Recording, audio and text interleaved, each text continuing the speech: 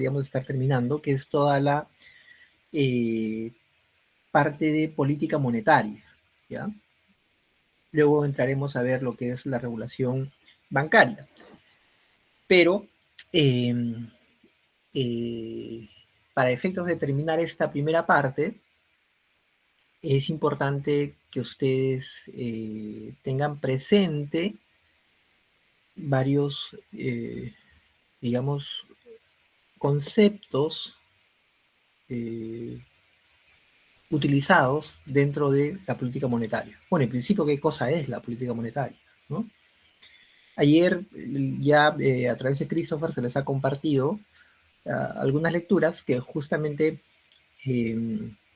establecen o detallan más de lo que estamos comentando. Y ustedes, bueno, seguramente han tenido oportunidad de leer algunos o todas estas lecturas, pero es clave, es importante que tengan presente, tengan claridad sobre conceptos como, por ejemplo, emisión inorgánica, explotación sucia, tasa de referencia, tasa de interés interbancaria, bonos soberanos, prestamistas de última instancia, entre algunos otros conceptos que van a encontrar dentro justamente de esas lecturas y dentro de lo que estamos también comentando en clase, ¿no? Porque es parte justamente de la política monetaria ejercida por el Banco Central de Reserva. ¿Okay?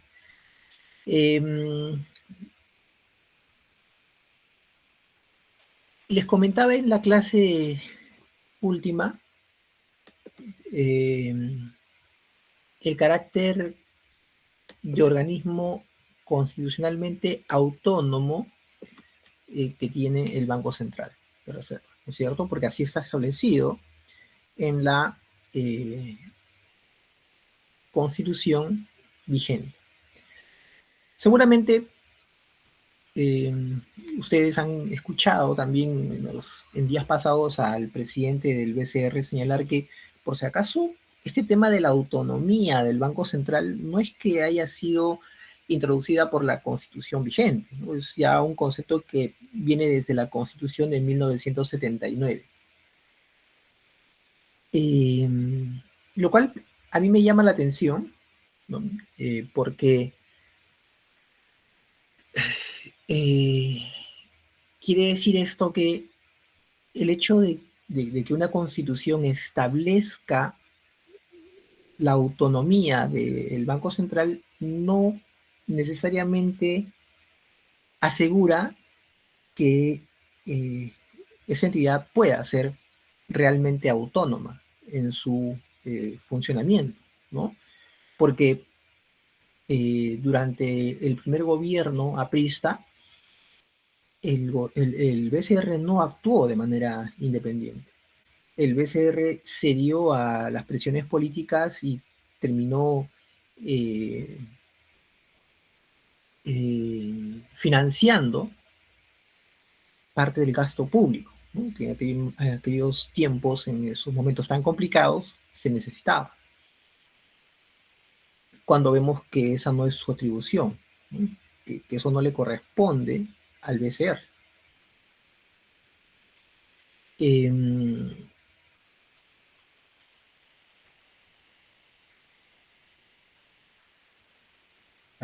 La, la presión entonces política sí puede terminar afectando esta autonomía que debe tener el Banco Central, ¿no?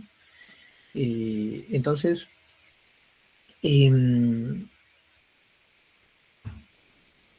como también les comentaba, el BCR tiene una única función, una sola razón de ser. ¿Recuerdan cuál era?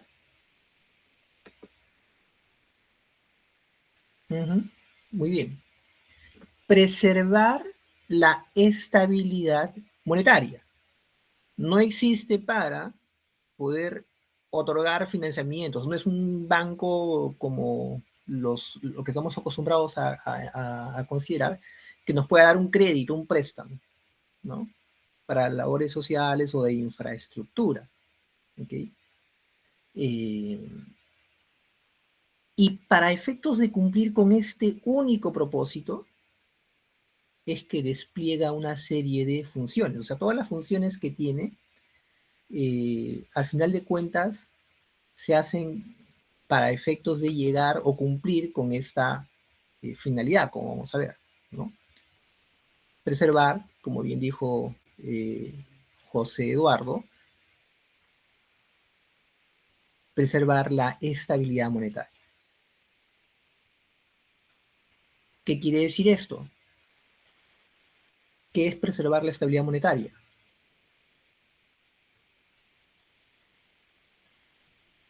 ¿En qué consiste preservar la estabilidad monetaria? Tratar de mantener estable el valor de la moneda en el tiempo. Ya, muy bien. Gianfranco. Justo lo que dijo comentó la compañera Brenda, evitar la inflación y en todo caso la depreciación de la moneda. Ok, José.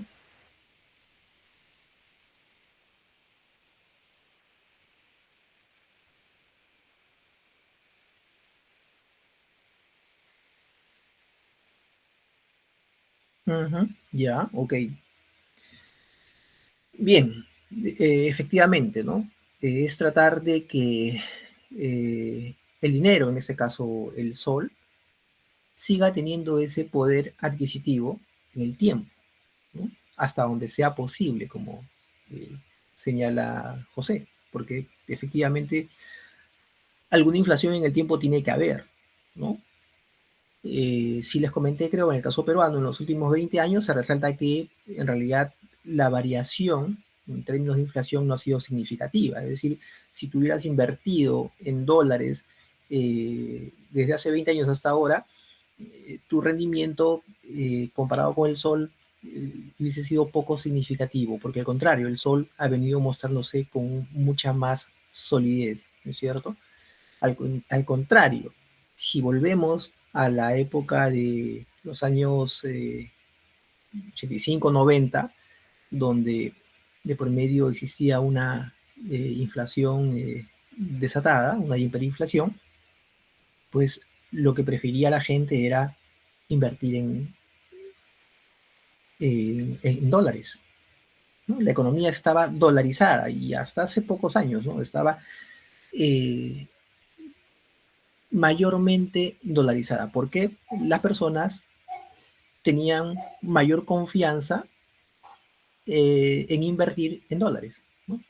Trataban de resguardar justamente su estabilidad económica, su riqueza, invirtiendo en dólares, ¿no? Porque lo natural era más bien que el sol con el tiempo hubiese seguido perdiendo valor de manera importante, ¿no?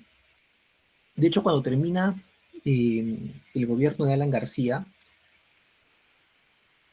el Perú estaba literalmente quebrado. Teníamos reservas eh, negativas. O sea, las reservas netas eran más de menos 100 millones de soles. Por eso les digo que el Perú estaba quebrado, porque no teníamos absolutamente nada, al contrario, ¿no? Teníamos reservas negativas.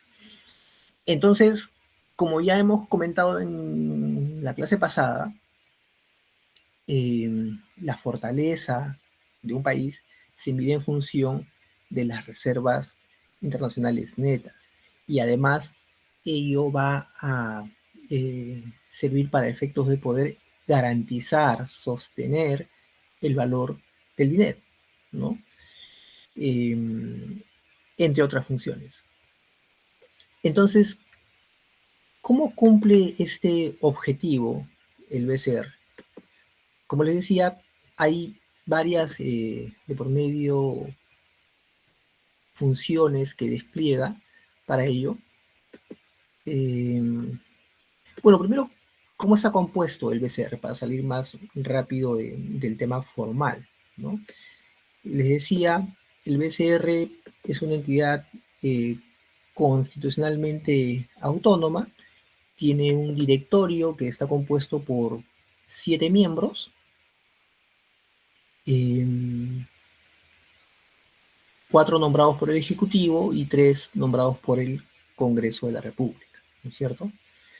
Y son nombrados por un periodo de tiempo de 5 años.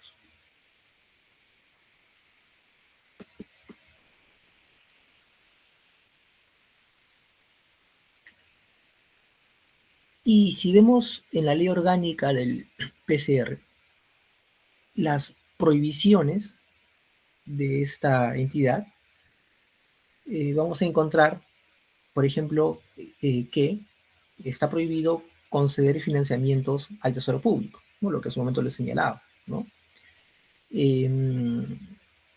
Conceder u otorgar garantías o seguros,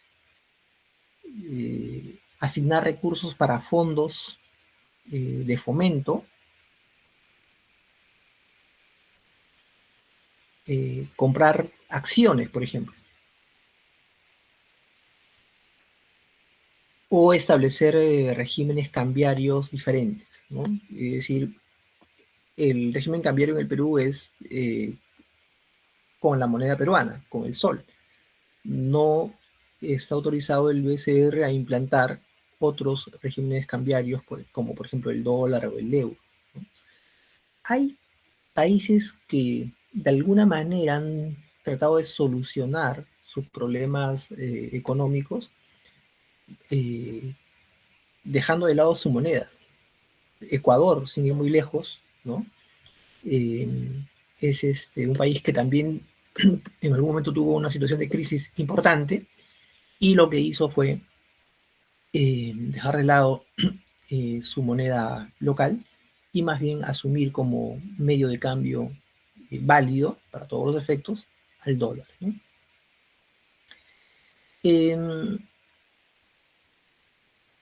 Dentro de estas funciones del BCR, para tratar de cautelar o cuidar este objetivo único, está el de regular la cantidad de dinero. ¿Por qué es importante ello? Porque, como les había comentado, cuando existe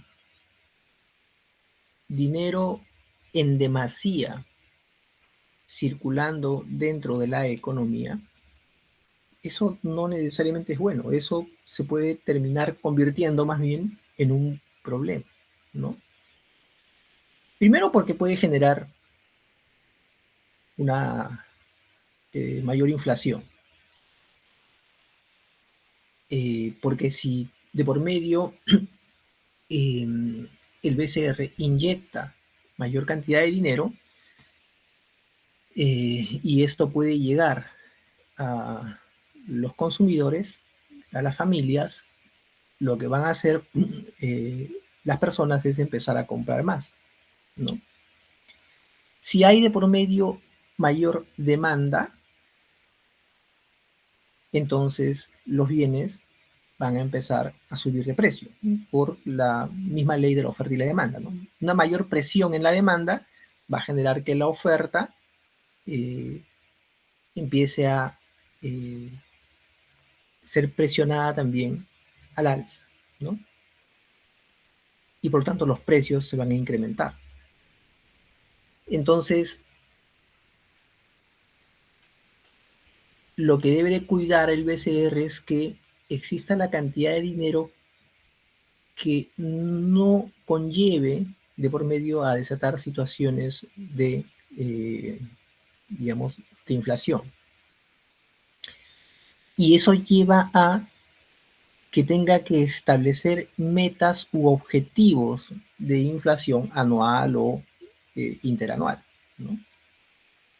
Por ejemplo, para este año el BCR ha señalado que el rango meta de inflación no debería ser mayor, me parece, casi al 2%, ¿no? Aunque bueno, los primeros meses del año no han sido muy buenos por los temas que han ocurrido en el país, y probablemente ese rango meta no se cumpla. Pero lo que hace el BCR es establecer un objetivo dentro de un año que no debería de pasarse.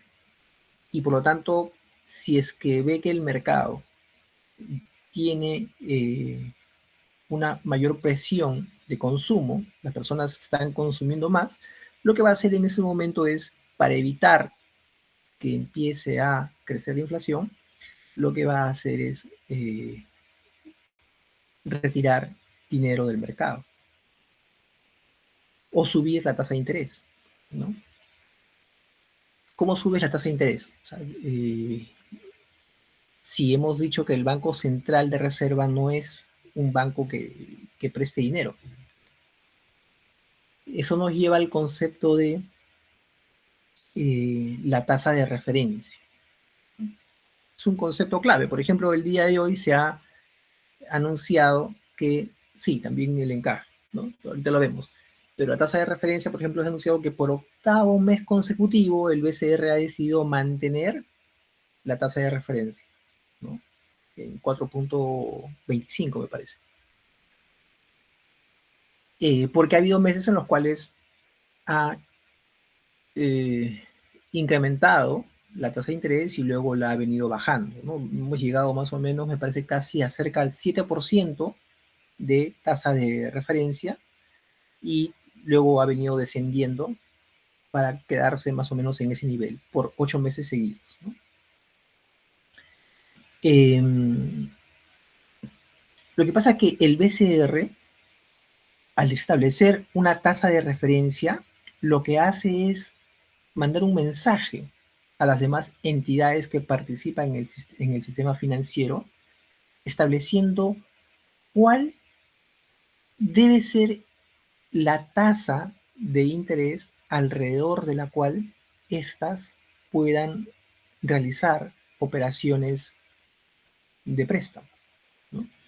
El banco realiza operaciones, presta dinero a las entidades financieras, pero en este caso no es que las vaya a hacer eh, necesariamente dentro de esta tasa de referencia. Por ejemplo, si la tasa de referencia es 4.25 y el BCR tiene que otorgar un préstamo a un banco, lo hará a un 5%, ¿no? O sea, será una tasa un poco más alta que la tasa de referencia. Y si un banco presta dinero al BCR, ¿no? Y quiere depositar los recursos en el BCR le va a ofrecer una tasa de interés por debajo de la tasa de referencia, de repente un 3%, ¿no? Entonces, lo que está haciendo el banco de esta manera, el BCR, es tratar de que las tasas promedio, ¿no?, de referencia esté más próxima a esta tasa de 4.25 que considera es en ese momento lo ideal. Y empuja de esa manera también a que los otros actores, ¿no?, los otros bancos entre sí, que realizan multitudes de préstamos entre ellas, fijen sus tasas de interés en ese nivel, ¿no? Alrededor del 4.25%. Entonces, digamos que sirve para alinear las tasas en el mercado, las tasas de interés en el mercado. Por eso se le denomina tasa de referencia, ¿no?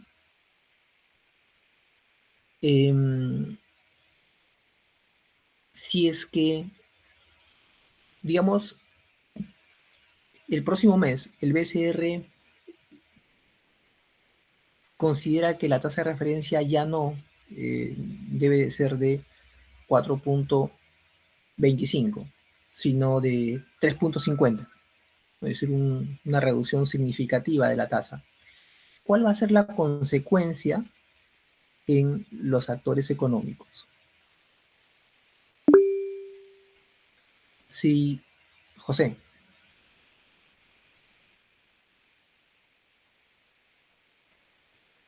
Ya.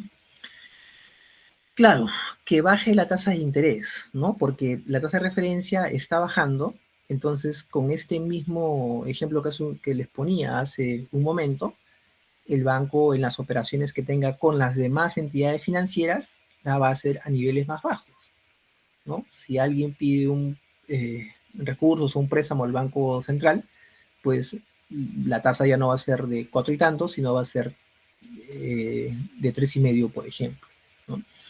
Y por otro lado, si es que alguien realiza depósitos en el BCR, la tasa de interés que perciba va a ser de repente de 2%.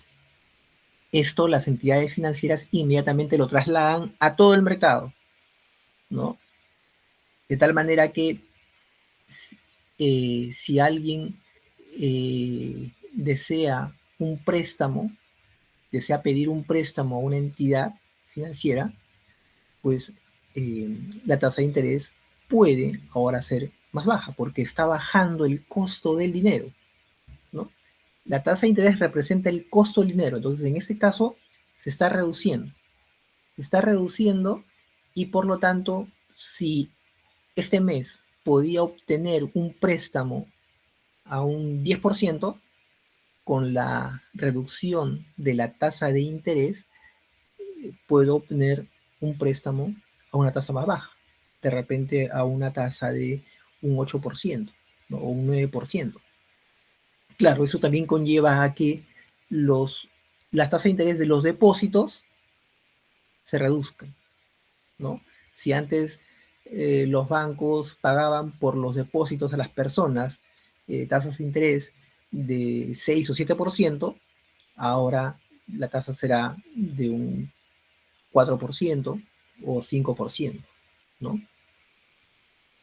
Entonces, lo que está haciendo el Banco Central es, como ustedes ven, influir sobre la determinación de el costo del dinero a través de la tasa de interés. ¿Eso a qué conlleva? A que si la tasa de interés es menor, pues los agentes que participan en la economía, empresas, familias y otros, tengan más incentivos para poder solicitar u obtener préstamos, ¿no? Créditos. Exacto, ¿no? Van a poder pedir más créditos. Y por lo tanto, la capacidad de gasto y de inversión se va a incrementar. Si el gasto, si la inversión se incrementa, entonces en la economía se va a generar un mayor consumo. Va a haber una mayor necesidad, por lo tanto, de crecer, de incrementar la oferta. Por el lado de las empresas, si se incrementa la oferta, si hay una mayor necesidad de las familias de adquirir o comprar más, porque tienen más dinero, pues tienen que producir más. Y si tienen que producir más, van a crear nuevos puestos de trabajo, van a contratar a más personas o van a incrementar los sueldos de los que ya están para que puedan trabajar de repente en mejores condiciones, ¿no es cierto? Lo otro es lo que hace un momento escribí Adir, ¿no? La tasa de encaje. Otra manera de también regular la cantidad de dinero en la economía. Además de determinar o fijar la tasa de referencia, lo que en este caso se hace con el encaje es imponer, ¿no? Obligar a las entidades del sistema financiero a inmovilizar, sea en las bóvedas del BCR o sea en las de las mismas entidades bancarias, una determinada cantidad de dinero, ¿no? Por ejemplo, si tú vas al banco y depositas 1,000, el banco, dijimos en la primera clase, toma en propiedad esos 1,000 soles. ¿Qué hace el banco con ese dinero? ¿Cuál es el propósito del banco? ¿Para qué le sirve esos 1,000 que han ingresado? Muy bien, los presta, ¿no? Gianfranco. ¿También lo puede invertir? Ya, pero digamos, quedémonos por ahora con el préstamo para no hacerlo más complejo. Es cierto que también se puede invertir, pero digamos el propósito principal del banco es prestar, ¿no es cierto? ¿Cuánto puede prestar? Si hemos depositado 1.000, ¿puede depositar esos 1.000? No puede. No se puede prestar los 1.000 precisamente por el concepto de encaje, ¿ya? De acuerdo a cómo se haya fijado el encaje por parte del BCR, por ejemplo, si el encaje es del 5%, el banco va a tener que separar 5% de estos 1.000, que serían ¿cuántos? ¿50? 50, ¿ok? Entonces, aparta estos 50, ¿ya? Como le decía en su momento, quedan inmovilizados y solamente puede operar con 950. Estos 950 lo puede prestar, ¿no? A un tercero. Y el BCR lo que puede hacer es ir cambiando, regulando esa tasa de encaje, ¿no? Puede hacer que en algún momento suba el encaje y en otros de repente los flexibilice, los haga más, perdón, permita que el encaje sea menor. ¿Qué es lo que logra con eso? Si la tasa de encaje se incrementa, ¿cuál es la consecuencia sobre las entidades financieras? Una consecuencia inmediata, ¿no? José.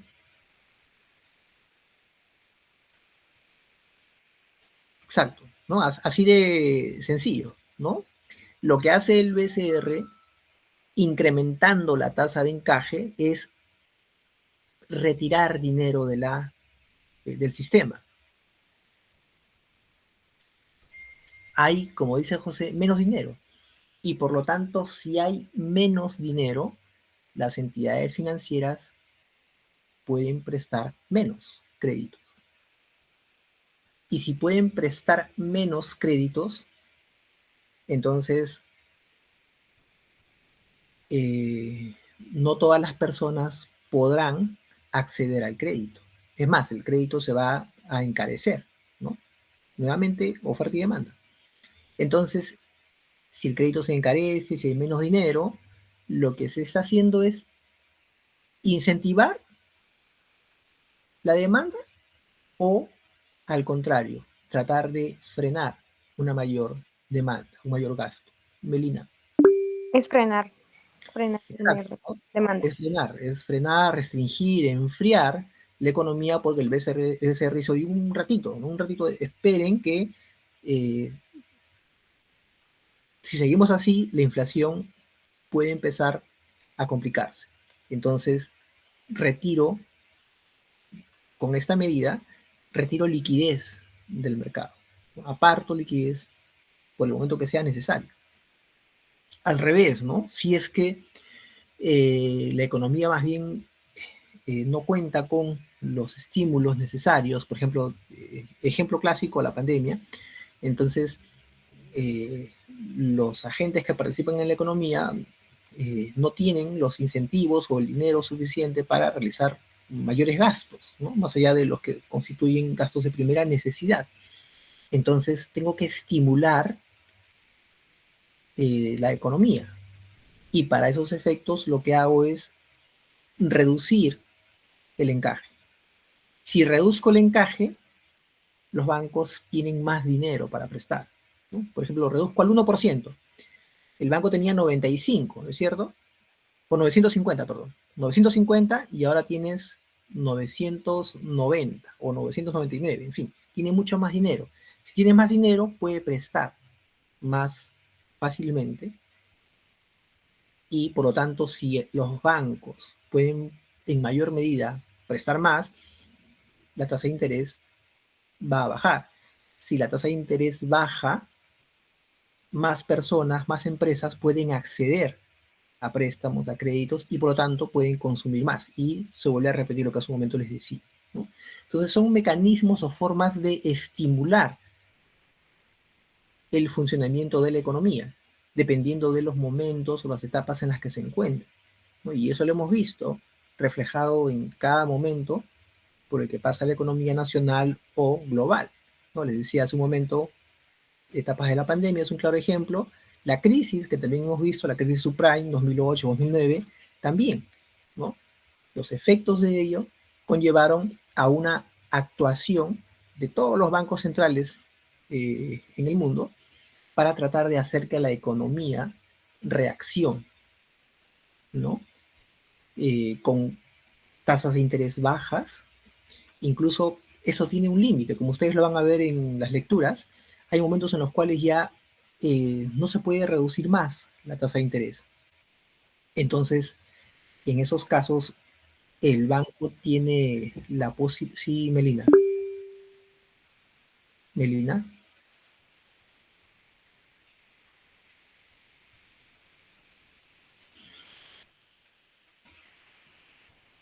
A ver, les decía que hay momentos en los cuales ya no funciona el tema de repente de recurrir al encaje o a la tasa de referencia como medios suficientes para poder hacer que la economía reaccione, ¿no? Sobre todo cuando se han producido situaciones como las comentadas, ¿no? De graves afectaciones a la economía, ¿no? Entonces, en esos casos, el Banco Central puede hacer uso de otras medidas, ¿no? Como la compra de bonos soberanos. La compra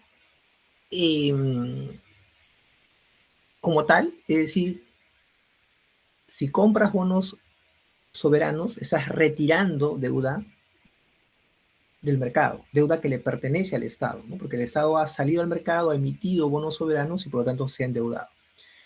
Pero en esta situación de, digamos, complejidad para la economía, se necesita un mayor estímulo. Y el banco, para efectos de estimular la economía, lo que hace es comprar sus propios bonos, ¿no? Al comprar los bonos, lo que está haciendo es regresando dinero a los actores privados. O puede ser también de manera temporal. ¿Sí, Melina? Profesor, Hola. una consulta con respecto a lo que estaba mencionando, que si bien es cierto, disminuye, cuando disminuye el porcentaje del encaje legal, hay más dinero en la circulación de la economía, pero esto no generaría que pueda haber una inflación si es que no hay como eh, un control respecto a ello, porque claro, si aumenta el dinero, si el dinero es excesivo y no está acompañado con una mayor producción, podría generar una inflación. Claro. No, definitivamente. Por eso lo que hace el banco es tomar estas medidas y monitorear el efecto sobre la economía, el efecto inmediato. Y este monitoreo es constante, ¿no? En el caso de el encaje y la tasa de referencia, se ve mes a mes, ¿no? Por eso hace un momento les decía, el banco, hoy día el banco ha decidido mantener por octavo mes consecutivo y el próximo mes igual decidirá. Y no solamente es el Banco Central, sino también, por ejemplo, la Fed lo hace, ¿no? Mensualmente. Eh, porque no puedes tú fijar un encaje o una tasa de referencia anualmente, ¿no? En enero de cada año lo fijo y lo dejo así hasta el próximo año. No, es un monitoreo constante y va a depender de cómo se viene desarrollando el mercado. Si es que empieza a generarse una inflación, el Banco Central va a reaccionar inmediatamente y en ese caso, pues, lo que va a hacer es revertir esa medida y subir la tasa de encaje, ¿no? Hacer que haya menos dinero en la economía. o subir la tasa de referencia, ¿no? Hacer que el dinero sea más caro, desincentivar de esta manera el consumo, ¿no? De esta manera juega el Banco Central con estas variables para gestionar ese único propósito, ¿no? Que es la estabilidad monetaria. Les decía, una tercera medida es a través de la compra permanente o temporal de los instrumentos de deuda, de los bonos soberanos, ¿no? Que se ha hecho mucho también a propósito de la crisis sanitaria, ¿no? El Banco Central, en el caso peruano, también salió a comprar o recomprar los bonos soberanos porque de esta manera estaba otorgando más dinero o liquidez a las entidades privadas, a los bancos, para que estos a su vez lo puedan utilizar en la economía, para que puedan dar más préstamos. O a las AFPs, por ejemplo. Las AFPs compran los bonos emitidos por el gobierno peruano y recuerden ustedes que se han venido varios consecutivos retiros de AFPs, ¿no? Me parece que el último ha sido el octavo, y las AFPs, para efectos de poder pagar estos retiros de los fondos de sus afiliados, pues se ven compelidos a vender las inversiones que tienen, ¿no? ¿Qué inversiones tiene en su portafolio una AFP? Tiene inversiones en acciones, en bonos, en obras o proyectos de infraestructura, en bonos del Tesoro, del Perú y de otros países, ¿cierto? Pero liquidar, por ejemplo, bonos que todavía no vencen, sería probablemente salir de una inversión asumiendo una pérdida. O vender acciones cuando de repente todavía no estás en el momento adecuado para hacerlo, también podría conllevar una pérdida. Además de ello, si es que los tienes invertidos en un mercado pequeño, poco líquido y profundo como el peruano, no puedes, aunque quieras, vender en cualquier momento esos valores. Entonces, la participación del BCR se hace crucial, ¿no? Porque el BCR, pues, sí tiene la posibilidad de otorgar esa necesidad, ¿no?, de liquidez de dinero que requiere la economía y en este ejemplo en concreto las AFPs, ¿no? Me parece que son más de 80.000 millones ya los que han sido retirados y que no ha tenido mayor impacto en la rentabilidad de los fondos de las AFPs, es decir, no es que estos hayan caído espectacularmente por efectos de los retiros que se han realizado. Y una de esas explicaciones es por lo que les estoy comentando, por la actuación del BCR, ¿no?, que tiene la capacidad de poder salir y comprar, sea de manera permanente o temporal, los bonos emitidos por el Tesoro, los bonos soberanos. Ahora, cuando hablamos del encaje, sobre todo, hay un concepto que lo vamos a ver seguramente en otras clases también, pero es pertinente señalar, ¿no? Ustedes van a encontrar el concepto de el efecto multiplicador del dinero, ¿ya? ¿Qué quiere decir esto? Como hemos visto hasta aquí, la entidad autorizada a emitir y a crear dinero es el Banco Central, ¿cierto? Pero en el sistema vamos a ver que no solamente circula dinero creado por el BCR. ¿Y cómo es esto? O sea, parece un poco extraño, ¿no? ¿Cómo es que existe dinero en el sistema circulando que el BCR no ha creado? si estamos diciendo que el BCR es la entidad que tiene como único objeto preservar la estabilidad monetaria, y eso en mucho depende de cuánto dinero hay, hemos dicho, en la economía. Entonces, si hay otra forma de crear dinero,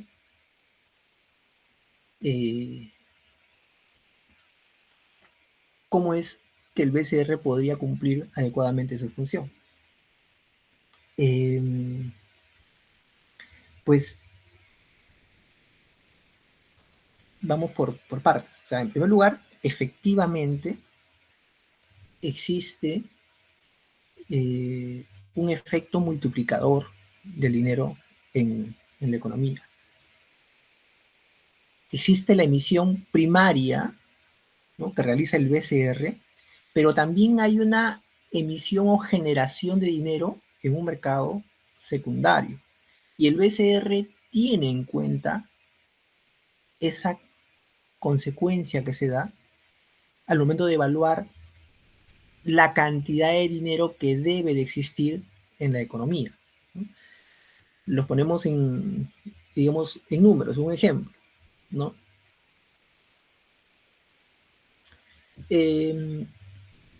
Volviendo al ejemplo anterior, si una persona va a un banco con 1.000 soles y la tasa de encaje es del 5%, habíamos dicho, el banco inmoviliza 5% para efectos de cumplir con lo que el BCR le ha señalado. Si no cumple, las sanciones del BCR son bastante onerosas. Entonces dijimos, el banco tiene ahora 950 para prestar, ¿sí? Digamos que este dinero es el dinero emitido por el BCR, ¿no? Que ha nacido dentro de esta función del BCR de poder generar, imprimir, en fin, el dinero que en la economía se necesita. Y digamos que solamente existe estos 950 soles. ¿Qué hace el banco a continuación? Otorga, habíamos dicho, un préstamo, ¿no es cierto? Digamos que ese préstamo lo solicita, por ejemplo, Eduardo. Eduardo acude al banco y pues pide un préstamo por 950. Y el banco le otorga todo el dinero que hay en la economía. En este ejemplo hipotético, ¿no?, tenemos una economía donde solamente hay 950, ¿ya?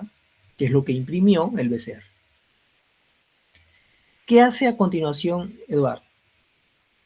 Digamos que de los 950 utiliza en un negocio que tiene 150 y 800 los decide depositar en una cuenta en el banco. ¿Ok? Entonces, al banco regresa 800 y de estos 800 que recibe el banco, inmediatamente encaja 5%, ¿no?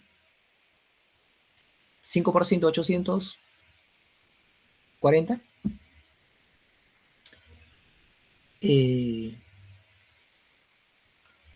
Ok. Entonces, ¿cuánto le queda para prestar? 800 menos 40, 760. ¿Sí? Hasta ahí todos claros, ¿no es cierto? Entonces, tiene 840 para prestar. Viene luego Jennifer. Jennifer solicita estos 840 al banco y, digamos, utiliza de esos 840, pues, 140, ¿no? Para su negocio, para poder comprar una mercadería o para poder comprar algún artículo que necesita para su hogar. Le quedan 700 y esos 700 decide ahorrarlos.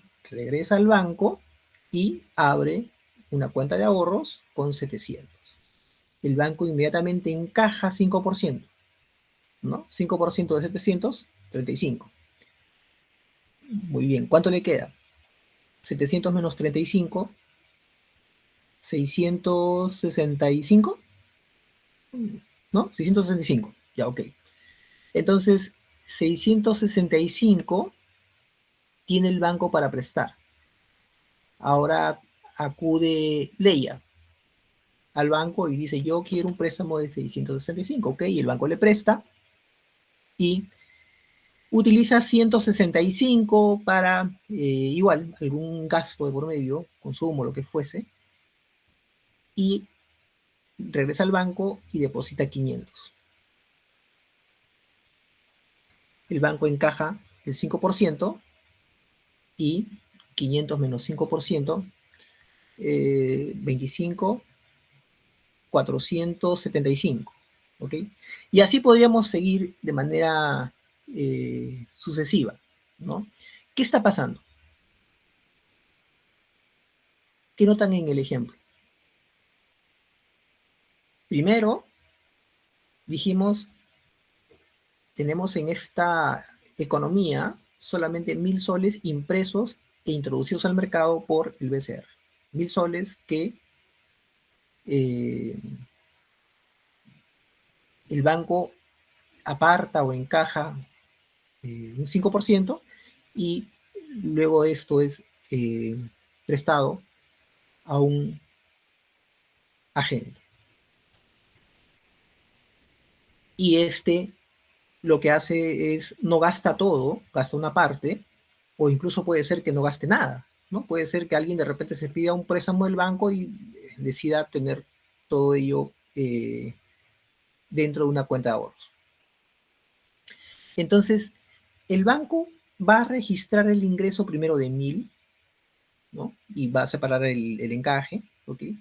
Y luego, en un segundo momento, va a otorgar un préstamo a alguien de 950. Entonces, en la economía, ya en toda la economía, existe solamente 950 hasta este momento. Luego, en el segundo paso, ¿no? Cuando el banco presta, ¿cuánto quedaba después de 950? 800 dijimos, ¿no? 800. Fíjense ustedes lo interesante. El banco presta 800. Y por lo tanto en la economía ya no hay 1000 ni 950. En la economía hay 950 más 800. O sea, 1750. Y luego vuelve a encajarse una parte y dijimos, me parece que presta 600. Si a 1750 le sumamos 600, estamos hablando de 2350. Y después dijimos 500. Estamos hablando de 2850 y así sucesivamente. Entonces, fíjense ustedes que el dinero emitido por el BCR solamente era 1000, nada más. Pero en la economía ya está circulando 2850 y más, ¿no?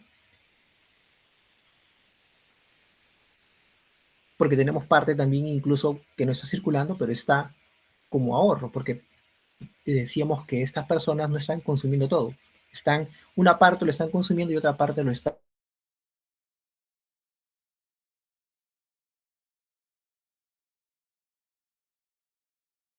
Esos 1000 dan la posibilidad al sistema de generar un dinero secundario de entre 10 a 20 veces, ¿ya?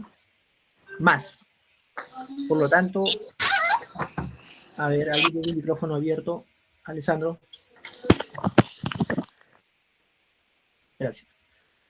Por lo tanto, fíjense ustedes que 1000 es el dinero creado por el BCR en la economía, pero el efecto multiplicador del dinero hace que en la economía, con esos 1000, se pueda generar dinero por entre 10.000 a 20.000 soles.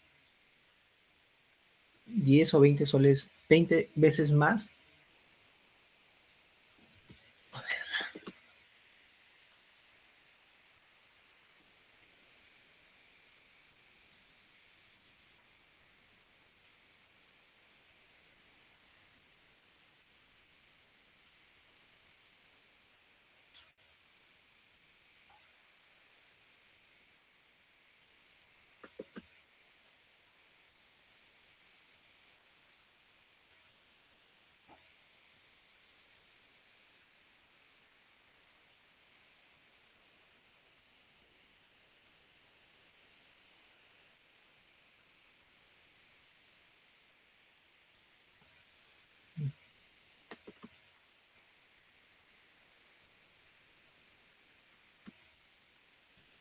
Hola, ¿me escuchan?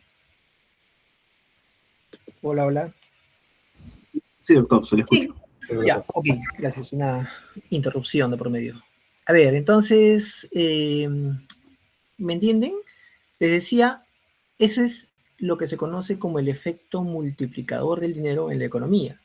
O sea, no solamente circula en la economía el dinero impreso por el BCR, sino que este es capaz de multiplicarse muchas veces más, entre 10 a 20 veces más, ¿no? Entonces, cuando hablamos de que el BCR administra la cantidad de dinero que debe de existir de manera, digamos, necesaria o suficiente en la economía, pues el BCR también está teniendo en cuenta o tiene que haber de por medio considerado eh, cuál va a ser ese efecto multiplicador que se vaya a dar con cada parte o cantidad de dinero que está inyectando en la economía. ¿Ok? ¿Está claro este punto? ¿Sí? sí, profesor.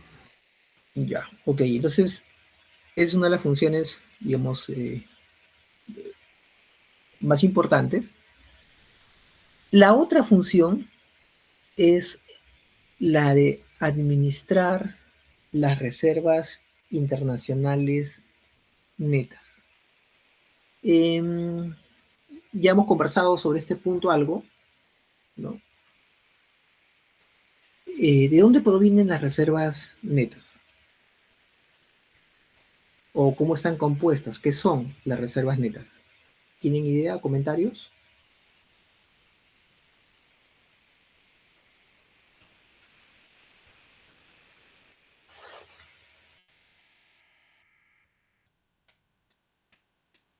Están puestas de moda hoy en día, ¿no? Las reservas netas. ¿Realmente se pueden usar o no?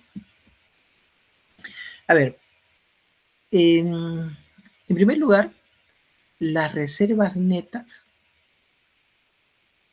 eh, están representadas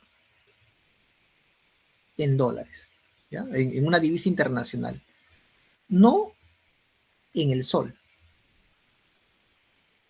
por una sencilla razón. Si se pudiese representar o justificar las reservas netas en soles, fácil, ¿no? ¿Por qué fácil? Porque si yo quiero incrementar mis reservas netas como país, ¿qué hago? ¿Qué podría hacer el Banco Central de un país que quiere ante el mundo decir, yo tengo 100.000 millones de dólares de reservas? Exacto, ¿no? Te pones a imprimir la cantidad de dinero que tú quieras. Entonces no tendría ningún sentido, porque es fácil, ¿no? Que un país diga, yo tengo 100.000 millones o 200.000 o mil millones, porque puede imprimir su dinero en la cantidad que quiera. Y obviamente de eso no se trata. Es por esa razón que las reservas internacionales se miden en una divisa diferente. En el caso peruano se miden en dólares. Y más bien cuando el Banco Central realiza una emisión de soles, lo que se está generando es es como un libro de contabilidad, ¿no? Se está generando una cuenta por pagar. Lo que se está haciendo es generar una deuda. Por eso un momento les decía, el banco en el año 80, cuando termina el gobierno del APRA en el 90, el banco estaba quebrado, porque ustedes dirán, pero ¿cómo es posible que se pueda deber menos 100 millones de dólares? Por esto, ¿no? Porque cada vez que se emite dinero, se imprime dinero, lo que estás haciendo es generar una deuda, a menos que tengas el respaldo, y el respaldo, volvemos, es o son las reservas internacionales netas. Entonces, tú imprimes dinero, tienes menos 100. ¿Cómo hacemos para tener el saldo positivo?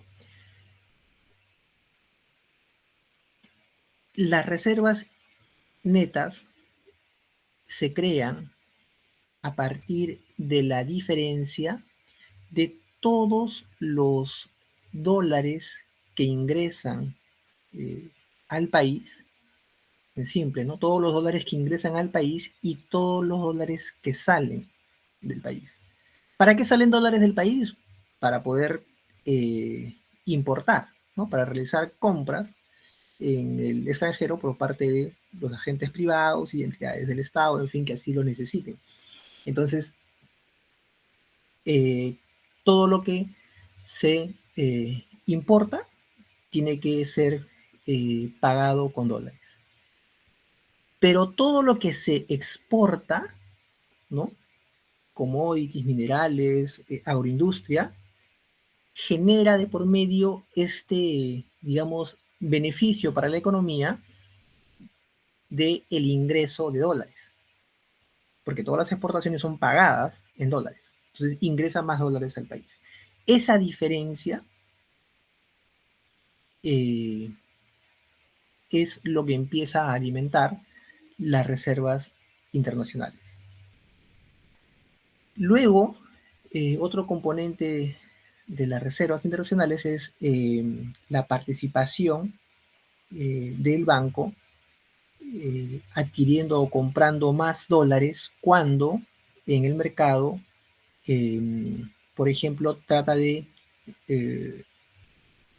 restringir la apreciación significativa del sol, ¿no? Lo que ha venido ocurriendo en los últimos años. La moneda nacional ha venido revaluándose y el dólar, por el contrario, ha venido cayendo, ¿no? Por más exportaciones, por el incremento de los precios de los commodities, por situaciones propias y particulares de la economía norteamericana. Entonces, han traído consigo que se debilite el precio del dólar. Lo que hace el BCR es aprovechar esa situación y sale al mercado y compra más dólares. Compra dólares para efectos de evitar que siga cayendo el precio del dólar. Pero también, fíjense ustedes, le sirve para este segundo propósito, que es esos dólares que compra, pasarlos a que sean parte de las reservas nacionales, ¿no? ¿Y por qué se debe de comprar dólares? Porque si entendemos que debe de preservarse la estabilidad monetaria en la economía en función de lo que hemos hablado, ¿no? Pero, ¿y el dólar qué tiene que ver?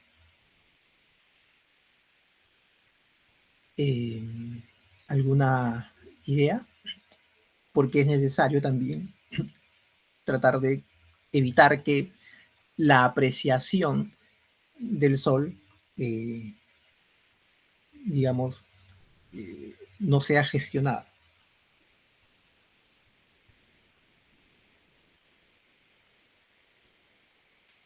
Sí, Edil. Creo que eso tiene que ver, profesor, con el tema de las exportaciones, que al exportar nosotros recibimos dólares y eso afecta el tipo cambiario una vez que los dólares ingresan al país. Ya, muy bien. Efectivamente, ¿no? Si bien es cierto, la disminución del precio digamos, del dólar, se dice que afecta a la economía, perdón, tiene un efecto, digamos, eh, más adecuado sobre la economía, no es que no sea capaz tampoco de generar algún perjuicio o daño, ¿no? Porque, como señala Dir, afecta a los exportadores. Los exportadores, cuando venden sus productos en el extranjero, decíamos, reciben dólares. Entonces, si tú recibes $1,000, ¿no? Porque has vendido tus uvas a China, tienes que en el mercado salir y vender esos $1,000. Tienes que convertirlos a soles. ¿Para qué? Para poder seguir comprando los insumos que necesitas para seguir operando, ¿no? Fertilizantes, maquinarias, pagar a los trabajadores, la planilla, ¿no es cierto? No pagas en dólares, pagas en soles. Entonces, nótese el efecto, ¿no? Tú vendías paltas, uvas, arándanos, en fin, recibías $1,000 y los cambiabas en el mercado, digamos, a 3 soles 40. Recibías 3.400 soles, ¿sí? Pero empieza el tipo de cambio, en este caso, a bajar y ya no está cada dólar a 3 soles 40, sino está a 3 soles 20. Entonces, este mismo exportador recibe los $1,000 afuera y ahora los cambia a soles y ya no obtiene 3.400 soles, ¿no es cierto? Ahora obtiene 3.200 soles. Entonces, como ustedes ven, está perdiendo con relación al caso anterior, 200 soles, ¿no? Recibe 200 soles menos. Entonces, una apreciación del sol puede tener un efecto adverso sobre las exportaciones. Y al revés, una devaluación del sol, es decir, cuando el dólar es el que empieza a crecer más, ¿no? Lo que va a hacer es eh, tener un efecto adverso sobre las importaciones, porque aquellos que tienen que importar necesitan comprar dólares. Y antes comprabas a 3 soles 20 cada dólar, ahora tienes que comprar a 3 soles 40 cada dólar. Entonces, igual, estás incurriendo en un mayor gasto, ¿no? En 200 soles más de gasto. Entonces, ambos efectos pueden tener consecuencias negativas sobre la economía. Y por eso el Banco Central entra a tallar y interviene para tratar de que esos efectos no sean tan abruptos, no se den de una manera tan, digamos, inmediata en cuanto a esas variaciones, ¿no? en, en estas apreciaciones del valor de la moneda o depreciaciones también. Entonces, de eso se trata, ¿no? Porque ninguno de los dos lados es bueno, como vemos. Y por eso les decía, hay algunas economías que prefieren dolarizar su economía. Entonces ahí ya te olvidas de el tema de si es que la subida o no del dólar tiene un efecto sobre la economía. O sea, si la economía funciona en dólares. De alguna manera también eso se ha visto en el caso peruano, no de manera formal, sino en la actuación misma de los agentes en la economía, ¿no? Y ahora en menor medida de repente en los inmuebles, pero hasta hace poco tiempo, cuando tú querías comprar un inmueble, pues el precio que se le asignaba al mismo eran en dólares, ¿no? Y en los vehículos me parece que todavía sigue siendo así, ¿no? O sea, por lo general, cuando hablamos de comprar un vehículo, no nos referimos a cuesta 40.000, 50.000 o 100.000 soles, ¿no? Sino que, por lo general, el precio se representa en dólares.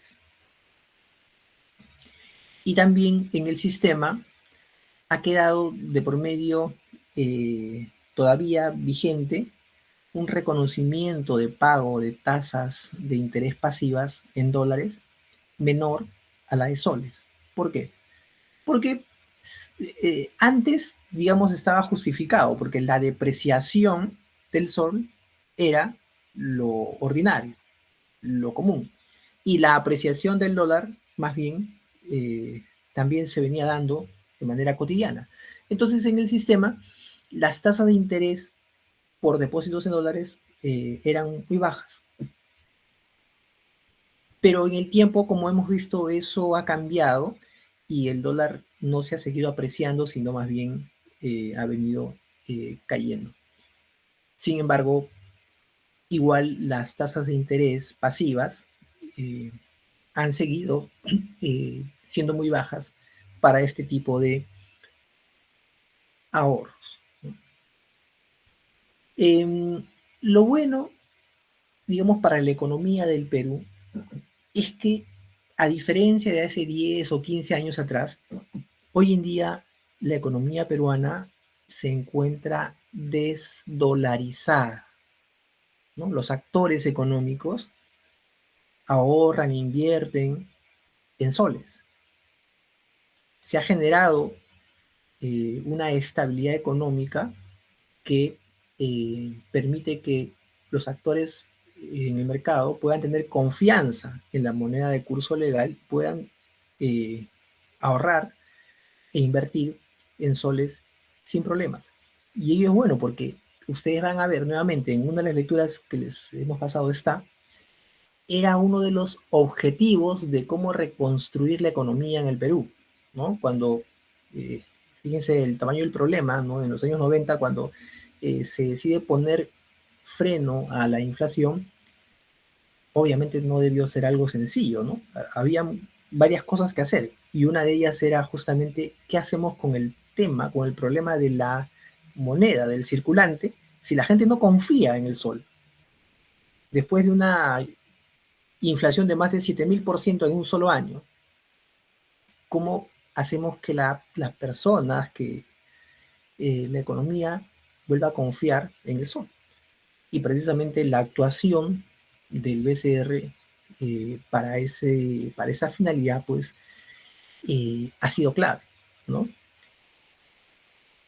Regulando la cantidad de dinero y generando reservas internacionales necesarias, ¿no? Yo diría que esas son las funciones más importantes, ¿no? Administrar la cantidad de dinero que debe existir en la economía, regular la tasa de interés de referencia, porque además eso sirve a las otras entidades para poder establecer las tasas interbancarias, administrar la cantidad de dinero, perdón, administrar las reservas internacionales netas.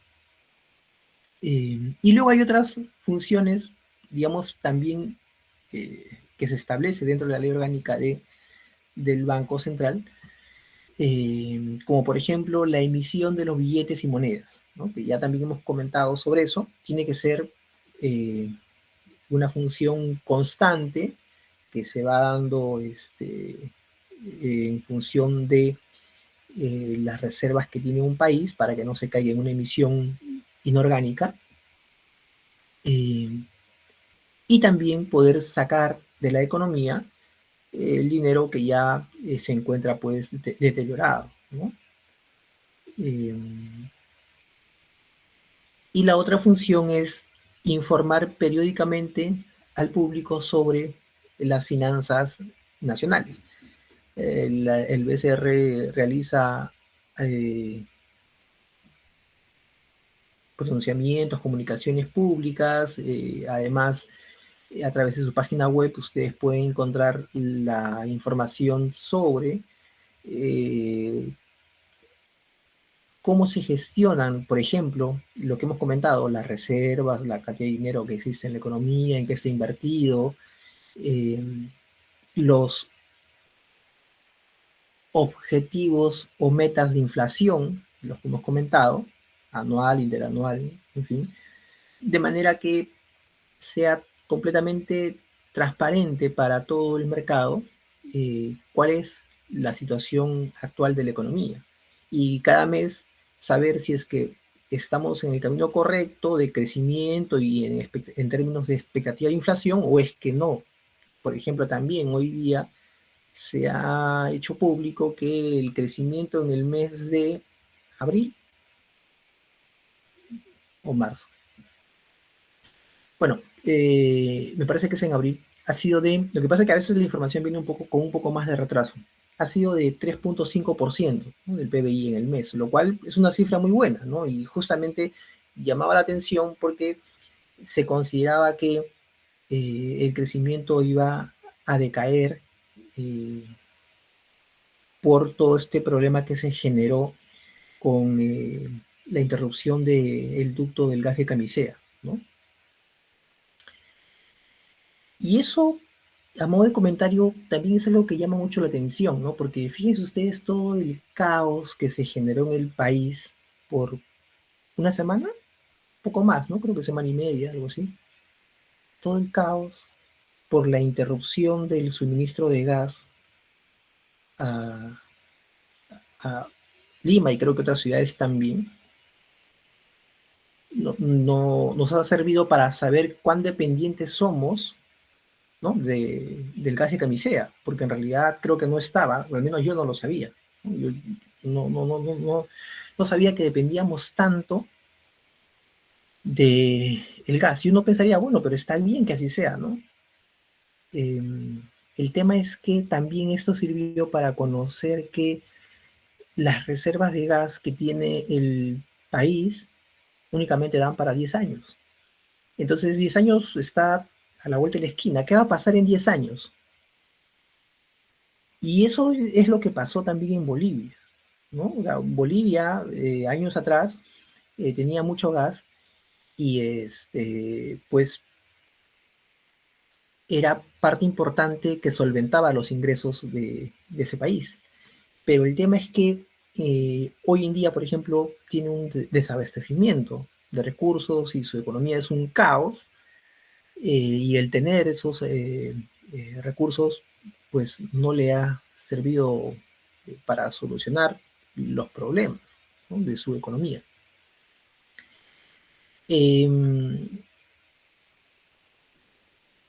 ¿Por qué? Porque en todo ese tiempo no ha seguido, digamos, evaluando mayores reservas de gas que pueda tener, ¿no? En el Perú igual, ¿no? O sea, no hay estudios o inversiones proyectadas para efectos de prevenir lo que va a ocurrir de aquí a un tiempo futuro. Y eso es importante porque todo lo que estamos comentando, pues definitivamente se va a ver afectado, ¿no? La economía inmediatamente absorbe todos esos problemas. Se dice que el Perú tiene mucho más gas. El tema es que para poder hacer uso de esos recursos, tiene que, pues, hacerse de por medio los estudios, las inversiones del caso y generar que estos proyectos sean viables, ¿no? Es más, uno de los yacimientos más grandes de gas que tendría el Perú, dicen que se encuentra desafortunadamente bajo en el subsuelo de la reserva de Tambopata. Sí, Tambopata en Madre de Dios, ¿no? Digo desafortunadamente porque ahí se complica mucho, ¿no? la forma o manera como se puede llegar a explotar estos recursos sin afectar la Reserva Nacional.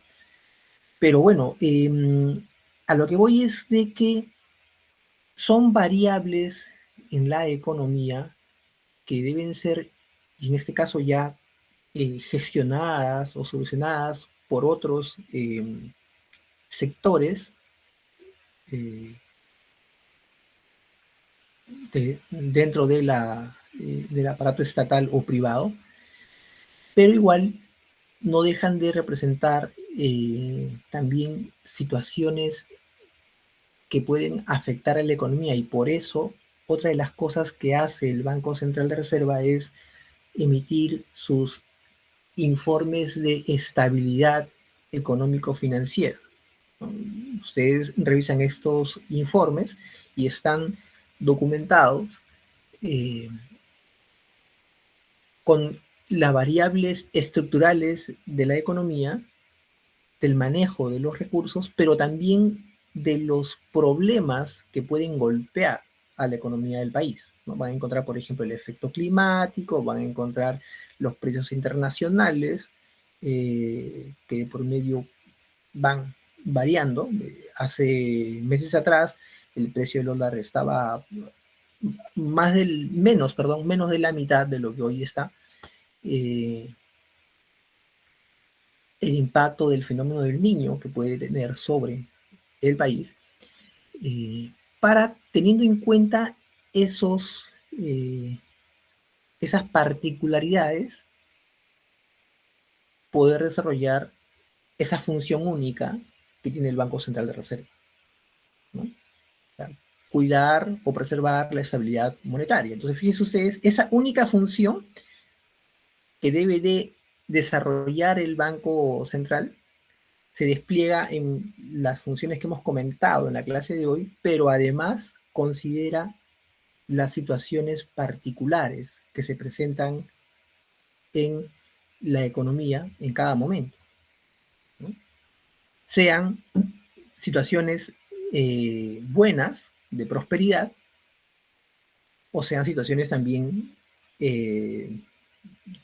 problemáticas, ¿no? Y buenas ya vimos por qué, ¿no? Porque no puedes soltar únicamente y dejar que los agentes privados gasten desmedidamente en una economía, consuman desmedidamente, porque eso también lleva a un efecto negativo. Entonces, depende de la realidad del país en cada momento para que en función de eso pueda el Banco Central ir regulando su actuación en el mercado, ¿no? Preguntas, comentarios.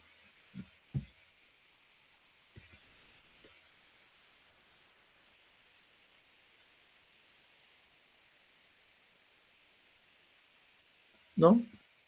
Sí, Marta. Sí, profesor, buenas noches. No me quedó muy claro el concepto de reserva neta internacional. O sea, le logré escuchar de que eran algo así como que los dólares que ingresan menos los dólares que salen del país, pero no me quedó muy claro esa parte. No sé si podría explicar, por favor. Claro, claro, claro. Bueno, pero sí, en términos simples es eso, ¿no? En términos simples es esa diferencia entre aquellos dólares o la cantidad de dólares que salen de la economía porque estos van a pagar compras que hace un país, frente a la diferencia de de la cantidad de dólares que ingresan al país, ¿no? Ingresan porque en este caso es a los agentes públicos, privados del país, que se les está retribuyendo o pagando por un bien o servicio que está en el mercado intercambiante, ¿no? En la medida que ese intercambio en la balanza comercial, ¿no? Porque la balanza comercial es precisamente lo que mide esta diferencia entre las compras y ventas internacionales. En la medida que esa balanza comercial sea siempre positiva, ¿no? O cada vez más positiva, va a generar los excedentes que van a ser parte de las reservas netas de un país, ¿no? Eso, les decía, en segundo lugar, alimentan las reservas netas las compras de dólares que hace el BCR en el mercado. En tercer lugar, las inversiones, porque el BCR lo que hace con el dinero que tiene también es, les decía en la clase pasada, por ejemplo, depositarlo en otras entidades, comprar bonos o valores de otros países, invertir en oro, por ejemplo, en oro físico, no en lingotes de oro, lo que ha tenido un rédito importante en los 2 últimos años. Se ha apreciado muchísimo el precio del dólar, perdón, del oro.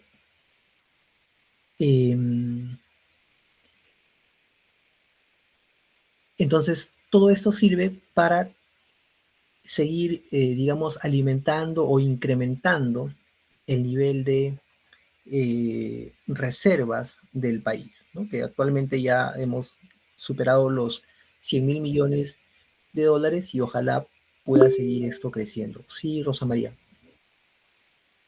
Profesor, no me queda claro cuál es la diferencia entre emisión de dinero primaria y emisión de dinero secundaria. Ya, por la hora eso lo vamos a ver la próxima clase, porque sí es importante que entiendan ustedes esos dos temas, ¿ya? Las reservas internacionales netas, cómo se generan, qué son, cómo están estructuradas, y lo que comenta Rosa María,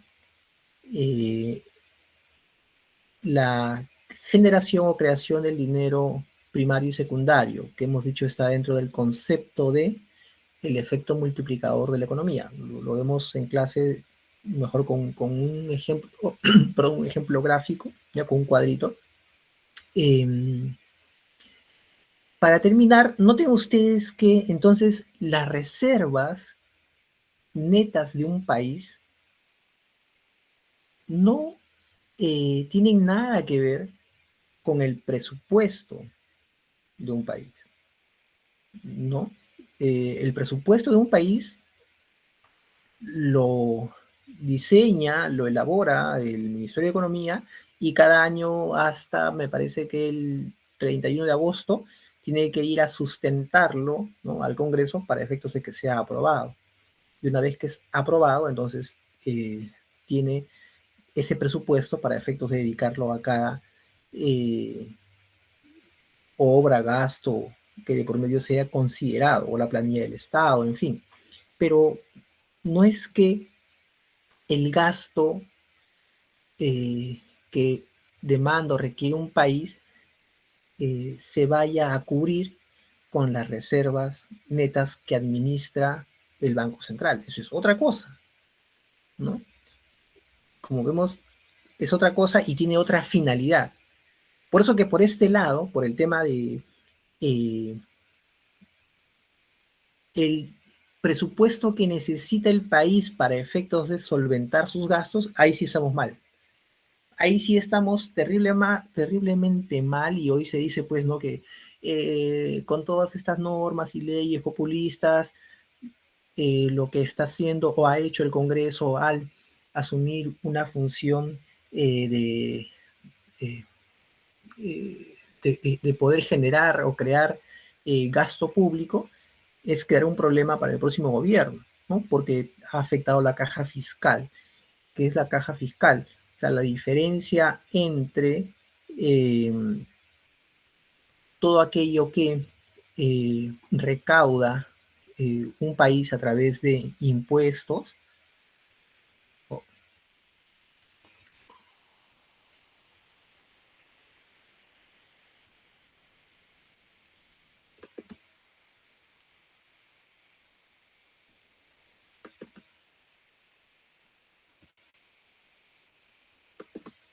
Hola, ¿me escuchan?